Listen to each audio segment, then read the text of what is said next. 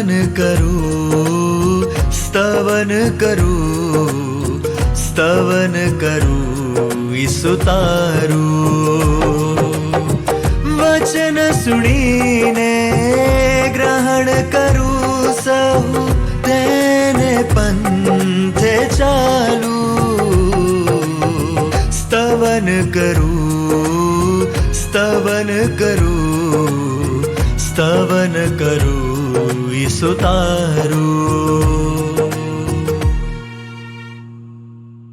કેમ છો દર્શક મિત્રો? આજના સ્તવન કાર્યક્રમમાં આપ સૌનું હાર્દિક સ્વાગત છે. મિત્રો, ગત કાર્યક્રમમાં આપણે યર્મિયાના 3જા અધ્યાયનો અભ્યાસ કર્યો. આજે આપણે આગળ વધતા 4થા અધ્યાયથી 6ઠ્ઠા અધ્યાયમાંથી કેટલીક કલમોનો અભ્યાસ કરીશું, જેમાં યર્મિયા લોકોની પીછેહટ વિશે પ્રબોધ કરે છે. ત્યારબાદ જો લોકો ઈશ્વર તરફ પાછા ફરે તો પસ્તાવાની હાકલ કરે છે. તે લોકોને તેમના પાપો વિશે કહે છે, પણ લોકો યર્મિયાનો સંદેશો સાંભળવાનો નકાર કરે છે. આવું કેમ? ચાલો આજના અભ્યાસમાંથી શીખીએ.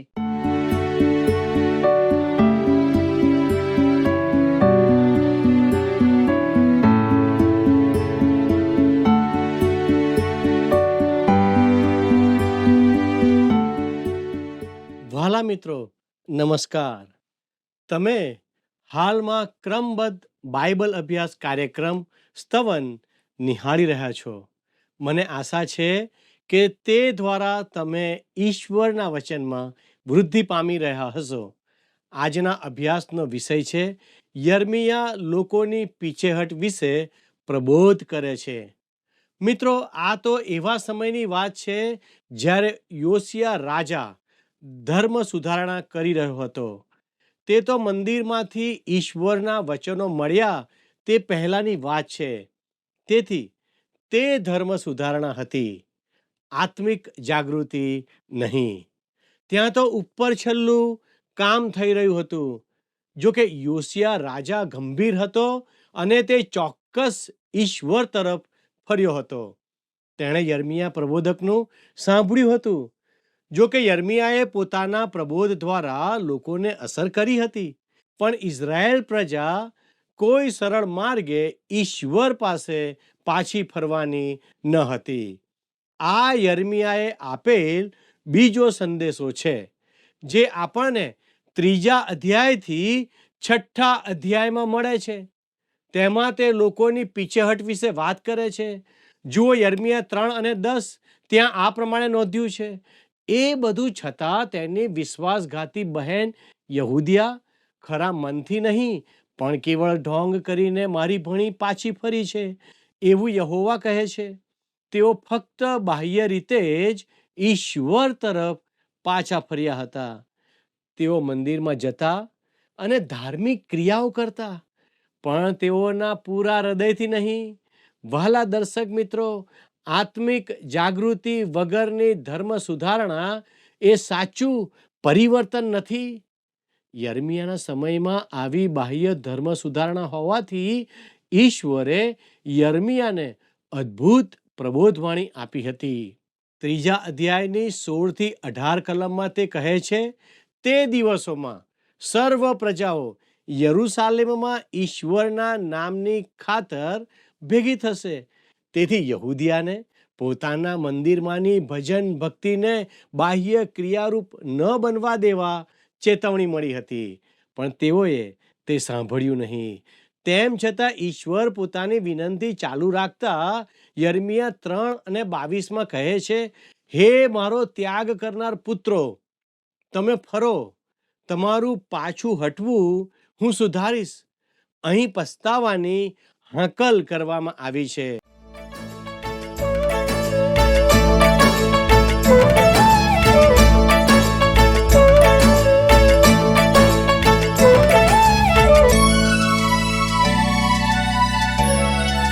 जय जय परम दयामय स्वामी, स्मारक गान करो रे। जय जय परम दयामय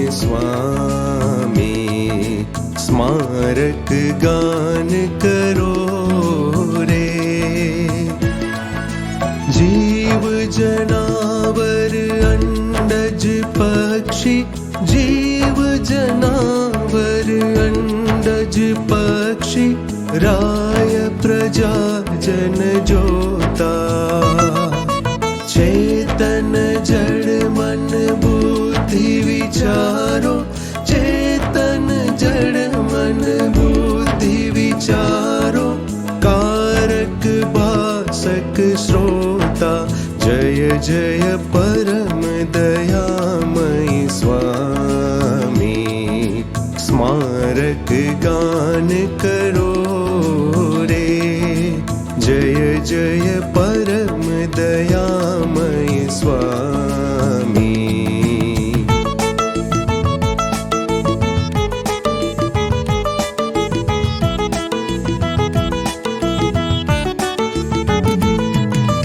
ભક્ત સમાજ નિરંતર તેને ભક્ત સમાજ નિરંતર તેને સાથ ભજો અનુરાગે નિશ દિન ઈશ્વરના ગુણ ગાઓ નિશ દિન ઈશ્વરના ગુણ ગાઓ પ્રેમ સુગાયક જાગે જય જય પરમ દયામય સ્વામી સ્મારક ગાન કરો રે જય જય પરમ દયામય સ્વામી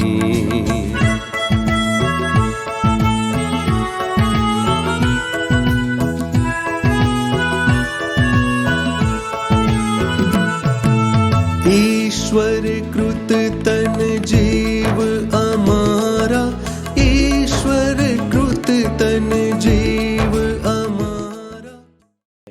ચાલો આપણે યર્મિયા 4:1 જોઈએ. ત્યાં આ પ્રમાણે નોંધ્યું છે, યહોવા કહે છે, રે ઇસ્રાએલ, જો તું ફરે તો મારી ભણી ફર, અને જો તારી ધિક્કાર પાત્ર વસ્તુઓ મારી નજર આગળથી દૂર કરીશ અને ડગી જઈશ નહીં. વહાલા દર્શક મિત્રો, ઈશ્વરને પોતાની પ્રજા માટે આદર હતો. તેથી તે તેમને પોતાની સાથેના ખરા સંબંધમાં પાછી લાવવા માંગે છે.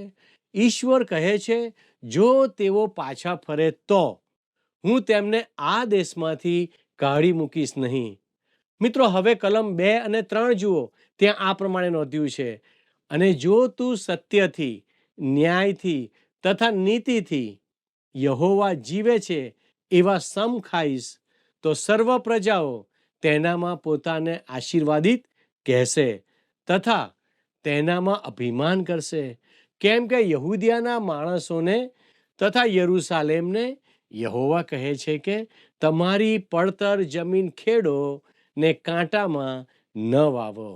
મારા વહાલા મિત્રો, પ્રભુનું વચન જણાવે છે કે ફક્ત ધર્મ સુધારણા સારી નથી. તમે જમીનમાં બીજ વાવો તે પહેલા જમીનને તે માટે તૈયાર કરવી પડે. કાંટા ઝાખરાવાળી જમીન પર બીજ વાવવાનો કોઈ અર્થ નથી. પ્રભુ ઈસુએ જુદા શબ્દોમાં આ બાબત સમજાવી હતી, જે માથીની લખેલી સુવાર્તા 7મા અધ્યાયની 6ઠી કલમમાં નોંધવામાં આવ્યું છે, ને તમારા મોતી ભૂંડોની આગળ ન ફેંકો.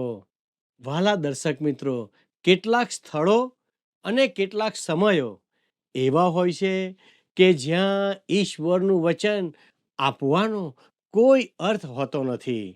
શુભ સંદેશનો પ્રચાર એવા સમયે કરવો જોઈએ જ્યારે શ્રોતાઓ અને પરિસ્થિતિ બંને યોગ્ય હોય.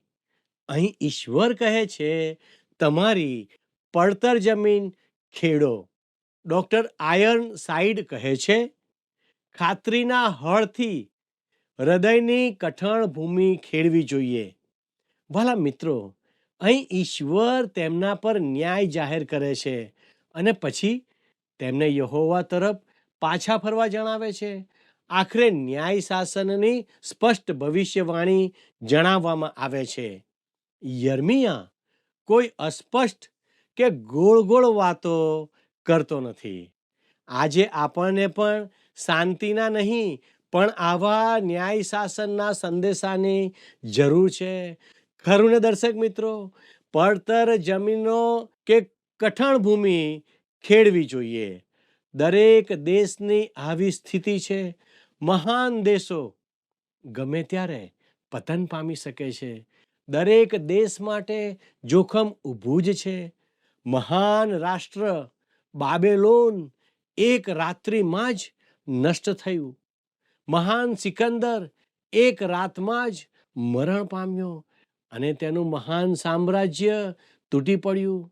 રોમન સામ્રાજ્ય અંદરથી જ ખોખલું થઈ ગયું.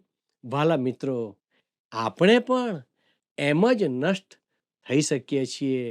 કોઈ દેશની મહાનતા તેના શસ્ત્ર ભંડારો કે સોનાના ભંડારો પર આધારિત નથી. વાલા દર્શક મિત્રો, ખરેખર તો અધપતન, નૈતિક પતન અને ભ્રષ્ટતા દેશને ખાઈ જાય છે.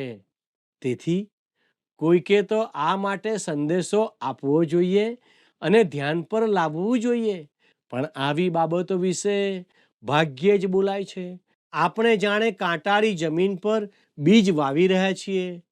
ઈશ્વર આપણને તે વિશે ચેતવણી આપે છે. ઈશ્વર યહૂદિયાને તેમના તરફ પાછા ફરવા માટે તક પૂરી પાડે છે. મિત્રો, હવે આપણે યર્મિયા 4:4 વાંચીએ.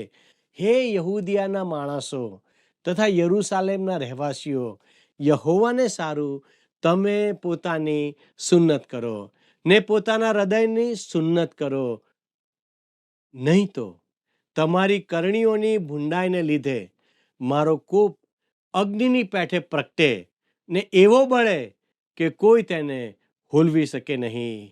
વાલા મિત્રો, તેઓ સુન્નતની ક્રિયા કરતા હતા. સુન્નત તેઓની ઓળખ કે નિશાની હતી કે તેઓ ઇઝરાયેલી છે. પણ ઈશ્વરે સુન્નત ફક્ત એક રૂપ કે ધર્મક્રિયા તરીકે આપી ન હતી. સુન્નત પાછળ દેહની તંદુરસ્તીના મૂલ્યની બાબત હતી.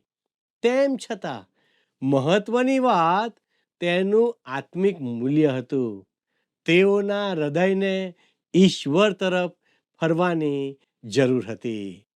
વહાલાઓ, હવે યર્મિયા તેમને જણાવે છે કે ઉત્તરમાંથી એક મહાસત્તા એટલે કે બાબેલોન આવશે, જે ધીમે ધીમે તેઓનો નાશ કરી નાખશે.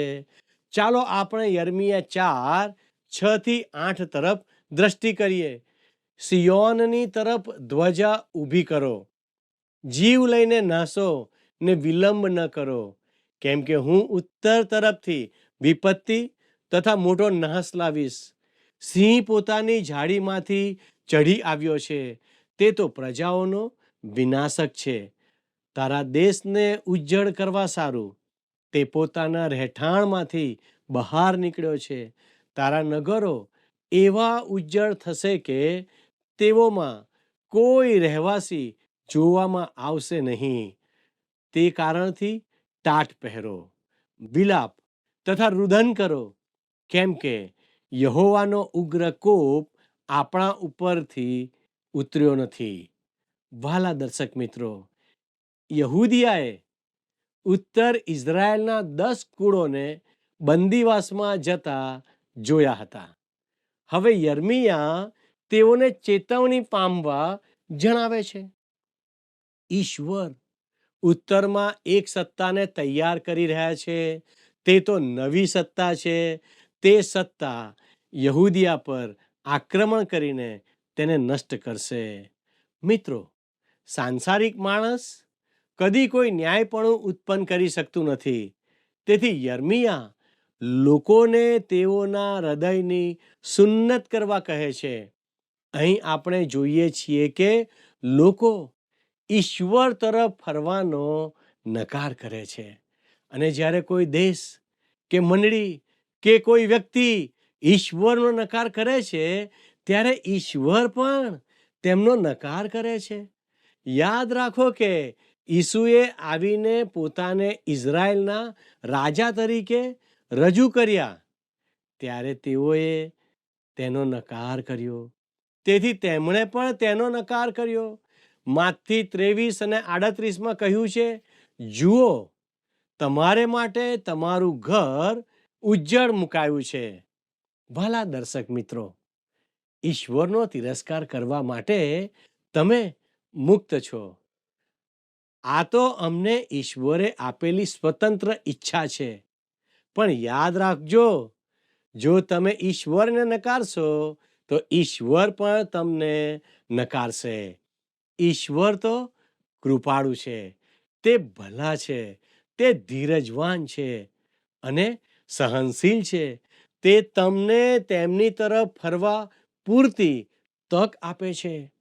ઇઝરાયેલ પ્રજા હોય કે ખ્રિસ્તની મંડળી હોય, જેઓ ઈશ્વરનો ત્યાગ કરે છે તેઓની હાલત એવી જ થાય છે. ઈશ્વર તેઓનો નકાર કરે છે અને પછી બીજાઓ પણ તેઓને નકામા, તજાયેલા અને ગેરલાયક માને છે. આજે ઘણા લોકો જીવંત ઈશ્વરના અનુસરનાર હોવાનો ઢોંગ કરે છે, પણ તેઓ સાચી રીતે ઈશ્વરને અનુસરતા નથી, કેમ કે તેઓ ઈશ્વરના વચનને મહત્વ આપતા નથી અને જીવંત તથા સત્ય ઈશ્વરને આધીન થતા નથી. યર્મિયાના દિવસોમાં લોકોની તે જ સ્થિતિ હતી, તેવી આજે પણ છે. તે સમયમાં પ્રજાએ ઈશ્વરને નકાર્યા હતા.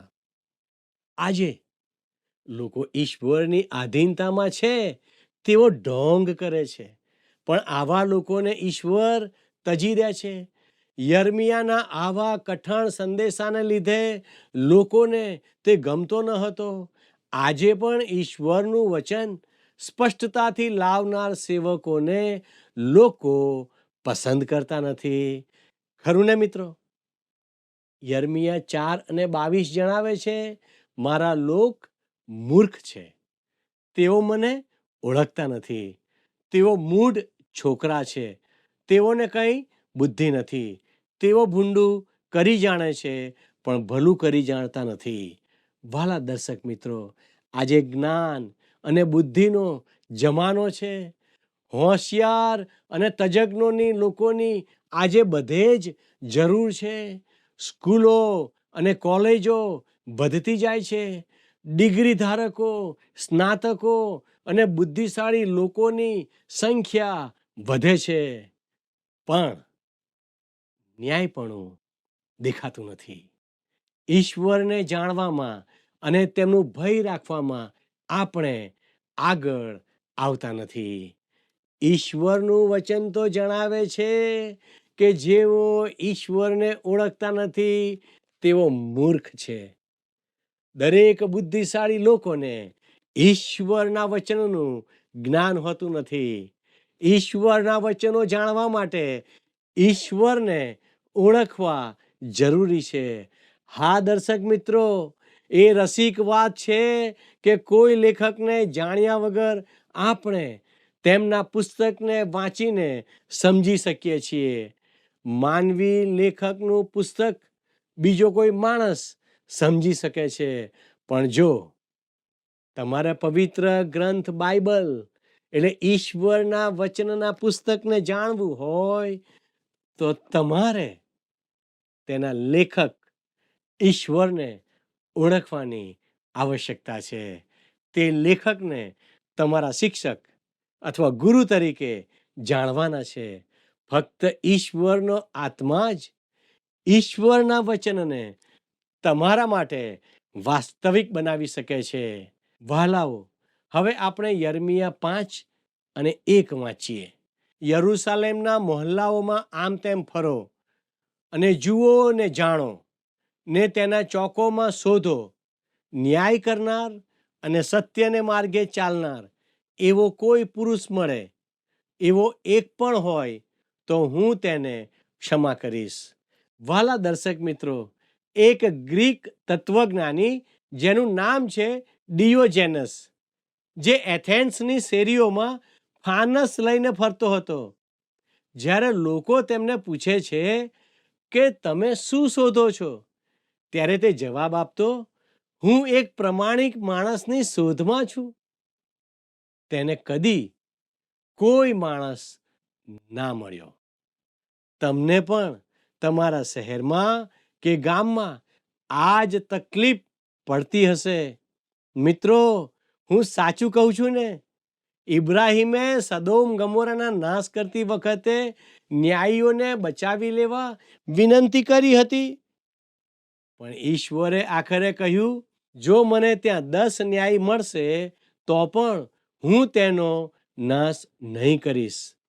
પછી તો ઇબ્રાહિમે ઈશ્વરને વિનંતી કરવાનું બંધ કર્યું. જો એક ન્યાયી માણસ મળ્યો હોત તો પણ ઈશ્વર તે નગરને બચાવી લેત. ઈશ્વરે તે એક ન્યાયી લોતને બહાર કાઢ્યા પછી જ તે નગરનો નાશ કર્યો. યર્મિયા 5 અને 8 જણાવે છે, તેઓ સવારે મસ્ત ઘોડાઓના જેવા હતા. દરેક પોતાના પડોશીની સ્ત્રીને જોઈને ખોખારા કરતો. વાલા મિત્રો, આજે સર્વ દેશોમાં મોટું પાપ કયું છે? તે તો વ્યભિચારનું અથવા કામ વાસનાનું પાપ છે. આધુનિક પ્રજા હવે તેને નવા નીતિશાસ્ત્ર અને નવી નૈતિકતામાં સમાવે છે. આધુનિક વ્યવહાર અને સંસ્કૃતિ હવે ભ્રષ્ટ થઈ ગયા છે. વાલાઓ, યર્મિયા 5 અને 27 જણાવે છે, જેમ પાંજરું પક્ષીઓથી ભરેલું છે, તેમ તેઓના ઘરો કપટથી મેળવેલા દ્રવ્યથી ભરેલા છે. તેથી તેઓ મોટા તથા દ્રવ્યવાન થયા છે. વાલા દર્શકો, વર્તમાન સમયમાં ઘણા બાળકો અને જુવાનો ઘર છોડીને જતા રહે છે, કેમ કે તેઓના કુટુંબનું વાતાવરણ તેમને યોગ્ય નથી. ઘરોમાં ધન દોલત અને ભૌતિક સગવડો હોય, પણ પ્રેમ અને પ્રમાણિકતા ન હોય તે હકીકત બની છે. ચાલો મિત્રો, હવે આપણે યર્મિયા અધ્યાય 6 ની કેટલીક કલમો જોઈએ. અહીં યહૂદિયા સાંભળવાનો નકાર કરે છે તે વિશે યર્મિયા પોતાનો સંદેશો સમાપ્ત કરે છે. યર્મિયા 6 અને 13 લખ્યું છે, કેમ કે તેઓમાંના નાનાથી તે મોટા સુધી સઘળા લોભી હતા, અને પ્રબોધકથી તે યાજક સુધી સઘળા જૂઠાણું ચલાવે છે. આ આખા દેશને દ્રવ્યલોભ વળગ્યો હતો. આજે દરેક દેશમાં દ્રવ્યલોભ મોટું પાપ બન્યો છે. સોનું, રૂપું, નાણાં, મિલકત, વાહનો, સગવડના સાધનો, કીર્તિ, ખ્યાતિ અને કોઈની પત્ની કે કોઈ મહિલાનો લોભ અને લાલચ સર્વત્ર જોવા મળે છે. યર્મિયા 6 અને 14 શું કહે છે તે ધ્યાનથી સાંભળો મિત્રો. કંઈ પણ શાંતિ ન છતાં તેઓએ શાંતિ શાંતિ બોલીને મારા લોકની દીકરીનો ઘા ઉપરથી રૂઝાવ્યો છે. વાલા મિત્રો, ત્યાં બાહ્ય અથવા ઉપર છલ્લી ધર્મ સુધારણા હતી, થોડું સાજાપણું હતું, પણ તે તો કેન્સરના દર્દ પર ટેલ્કમ પાવડર નાખીને સાજા થઈ ગયા એમ કહેવા જેવું છે. તેઓ શાંતિ કહેતા હતા, પણ ખરેખર શાંતિ ન હતી. આજે પણ લોકો શાંતિની વાતો કરે છે, પણ હકીકતમાં તો યુદ્ધની તૈયારી ચાલે છે. યર્મિયા 6 અને 19 લખ્યું છે, હે પૃથ્વી સાંભળ, જુઓ, આ લોક પર વિપત્તિ એટલે તેઓની કલ્પનાઓનું ફળ હું આણીશ, કેમ કે તેઓએ મારા વચનો ગણકાર્યા નથી અને તેઓએ મારા નિયમશાસ્ત્રનો ત્યાગ કર્યો છે. વાલા મિત્રો, ઈશ્વરનું વચન નકારવામાં તેઓએ ઈશ્વરનો નકાર કર્યો છે, અને જ્યારે માણસો ઈશ્વરનો નકાર કરે ત્યારે તેઓનો પણ નકાર થાય છે. હવે યર્મિયા 6 અને 30 વાંચીએ. લોક તેમને નકારેલું રૂપું કહેશે, કેમ કે યહોવાએ તેમને નકાર્યા છે. વાલા મિત્રો, ઈશ્વર યહૂદાના લોકોને કહે છે કે તમે મારા નિયમનો નકાર કર્યો છે, તેથી હું તમારો નકાર કરીશ. અને જ્યારે હું તમારો નકાર કરીશ ત્યારે જગત પણ તમારો નકાર કરશે. યર્મિયાના દિવસોમાં આવું જ બન્યું. આજે પણ આવું જ થાય છે. જો તમે ઈશ્વરનો નકાર કરો અને પછી જગતની મિત્રતા કરવા ગમે તેટલા નાણાં ખર્ચી નાખો, પણ તે તમારો નકાર જ કરશે, કેમ કે તમે ઈશ્વરનો ત્યાગ કર્યો છે. વાલા મિત્રો, આ તો અતિ ગંભીર સંદેશો છે. તેને સરળતાથી લેશો નહીં. ઈશ્વરને માન નહીં આપો તો જગતમાં કોઈ તમને માન નહીં આપે. આ સંદેશાની ગંભીરતાને સમજીને તેના પર વિચાર જરૂરથી કરજો. વાલા દર્શક મિત્રો, મારો સમય પૂરો થઈ રહ્યો છે. આવો કાર્યક્રમના અંતમાં પ્રાર્થના કરીએ. વાલા પ્રભુજી, અમે તમારો આભાર માનીએ છીએ, કારણ કે આજે તમે અમને અદ્ભુત શિક્ષણ આપ્યું. પ્રભુ, તમારા વચન પ્રમાણે અમને જીવવાને માટે મદદ કરો. અમારા દરેક દર્શક મિત્રોના જીવનોને અમે તમારા હાથોમાં મૂકીએ છીએ. સર્વને તમારા વચનનો આશીર્વાદ આપો અને આજે તમે અમને સંભાળી રાખો. અમારી આ પ્રાર્થના ઈસુના નામમાં માગીએ છીએ. આમેન. ઈશ્વર આજનો આશીર્વાદ આપ સર્વને આપો અને આજે આપ સર્વ જે કાંઈ કામ કરો તે કામમાં ઈશ્વર આપને મદદ કરે, એ જ પ્રાર્થના સાથે હું આપની વિદાય લઉં છું. આમેન. મિત્રો, આજના અભ્યાસમાં આપણે જોયું કે યર્મિયાએ ઈશ્વરનો સંદેશો લોકોના હૃદય સુધી પહોંચાડવા ઘણા પ્રયત્નો કર્યા, પણ તેની વાત સાંભળવા અને સ્વીકારવા કોઈ તૈયાર થયું નહીં. કોઈ ઈશ્વરનો સ્વીકાર કરવા તૈયાર નહોતું. આજે પણ બાઇબલના વચનો સ્વીકારવા કોઈ તૈયાર નથી. ઈશ્વરને માન આપવા કોઈ રાજી નથી. વાલા મિત્રો, ચેતી જાઓ, આજે તક છે. ધન દોલત, માલ મિલકત, દ્રવ્ય લોભ, કીર્તિ, ખ્યાતિ વગેરેને માન આપશો નહીં, પણ ઈશ્વરને માન આપો અને તમારા આત્માને નાશના માર્ગમાંથી બચાવી લો. ઈશ્વર એમ કરવા આપને સહાય કરે. મિત્રો, આજની આપણી બાઇબલ ક્વિઝનો પ્રશ્ન છે: મંદિરમાંથી ઈશ્વરના વચનો મળ્યા તે પહેલાં દેશમાં કઈ સુધારણા ચાલી રહી હતી? એ. ધર્મ સુધારણા, બી. બાહ્ય સુધારણા, સી. બૌદ્ધિક સુધારણા, ડી. આત્મિક સુધારણા. મિત્રો, ગત પ્રશ્નનો જવાબ છે બી, મૂર્તિ પૂજા. મિત્રો, આજનો અભ્યાસ આપને કેવો લાગ્યો તે અમને ચોક્કસ જણાવશો. અમારો સંપર્ક નંબર છે 94 29 37 56 10, 9429375610. આજના પ્રશ્નનો જવાબ પણ આ નંબર પર અવશ્ય મોકલી આપશો. આભાર. શું તમને આ કાર્યક્રમ ગમ્યો? અત્યારે જ અમને મિસ કોલ કરો.